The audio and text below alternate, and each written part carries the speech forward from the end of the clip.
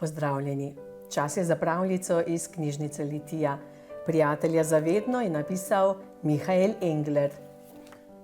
Zajček in ježek sta veljala za največja prijatelja daleč naokoli. Njuno prijateljstvo je bilo tako veliko, da si le redko srečal samo enega.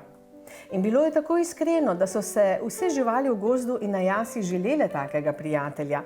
Prijatelja za vedno.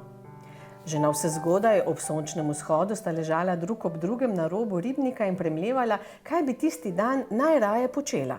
Izmišljala sta si nove in nove igre, recimo skoke čez potok. Skočila bova na skalo sredi potoka in se z nje pognala na nasprotni breg, je razložil zajček. O, kako sta se zabavala. Velikokrat sta sicer končala v vodi, no pravzaprav se je to večkrat zgodilo ježku, ki ni znal skakati tako dobro kot zajček.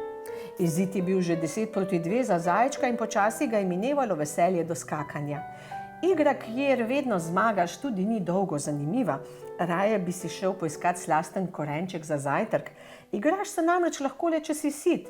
Ježek pa je odkimal, rad bi skakal še naprej in prav nič ga ni motilo, da je vedno izgubil. Aha, strah te je, da bi s polnim trebuhom še večkrat padel v vodo, se mu je smejal zajček. Ježku se to ni zdelo prav nič smešno. Bom šel pa sam, je končno rekel zajček. Prav, kar pojdi, mu je odgovoril ježek, jezen in razočaran. Njun prepir je slišala veverica. Lahko grem s teboj, je predlagala zajčku, ki je občudoval veveričin gladki kožušček in košati rep. Rep potrebujem, ko letim z drevesa na drevo, mu je razložila veverička. Zajček je bil navdušen. Malo leteti znam tudi sam, je rekel in pokazal na skalo, ki je štrlela iz vode sredi potoka.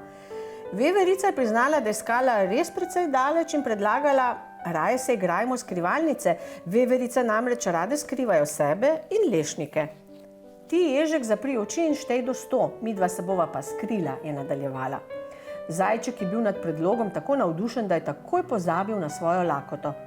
Ježek sicer še ni bil prepričan, če mu je vse skupaj sploh všeč, vendar je ubogal. Zamižal je in začel šteti. Ker pa ni znal šteti do 100, je zelo počasi štel od 1 do 10, da ne bi pokvaril igre. Ko je spet odprl oči, zajčka in veverice ni bilo nikjer. Mogoče jo bom našel na korenčkovi njivi, je pomislil.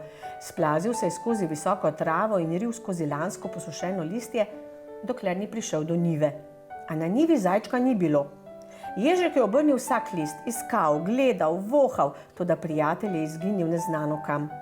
Utrujen je bil in tesno mu je bilo pri srčku. Kaj, če se je zajček izgubil?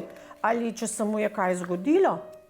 Videla sem tvojega prijatelja, je zahreščal glas nad njim. Vrana, ki je z višine opazovala, je namreč vedela vse o vsakomur. Z veverico je stekel tudi mimo in odlično sta se zabavala. Ježek je bil jezen. Le kako se lahko njegov prijatelj zabava, ko pa njega tako skrbi zanj? Lum pa res sodita skupaj, je nadaljevala vrana, tako lepo gladka in svetla kožuščka imata. Ježka je še bolj stisnila v prsih. Ves popoldan je ježek iskal zajčka, a ga ni našel. Ni ga bilo ob robu gozda, ne ob potoku, ne na jasi. Dneva bo kmalu konec in lahko bi ga preživela skupaj, je žalosten mrmral. Le kje tiči? Je kar pozabil nanj? Ali ga je prijatelj zapustil, ker je srečal novo prijateljico, veverico? Oba imenitno obvladata skoke in morda prav zdaj skačeta čez potok, je razmišljal nesrečni bodiček. Ali pa sedita pod lesko in se smejita mojim bodicam, je zavzdihnil. Vedno bolj žalosten je postajal. Noč je kot temna odeja legla na travnik. Celo črički so obmolknili. Vse živali so že trdno spale, le ježek je bil še buden. Ni in ni mogel zaspati. Jezen je bil na zajčka, razočaran in žalosten. Tako samega in osamljenega se je počutil. Pri srčku ga je stiskalo in po smrčku mu je zdrsnila solzica. Le kako je bil zajček tako neumen in veverica še bolj. Takoj, ko ga sreča, bo zajčku povedal, kaj si misli o njem. Tako se z najboljšim prijateljem ne dela. Na lepem ga je zagledal. Ves tresoč je prestrašeni zajček celo noč objemal vejo visoko na drevesu. Ježku se je odvalil kamen od srca. Hotel mu je povedati, kaj si misli, pa mu je prijatelj že začel razlagati, kaj se mu je zgodilo. Veverica mi je pokazala to skrivališče, naučila me je, kako spležaš na drevo, preden pa mi je povedala, kako naj zlezem dol, je morala domov. Veliko raje bi skakal s teboj čez potok, pa sam ne znam z drevesa. Tu gori je res dolg čas. Ježek je v hipu pozabil na skrbi.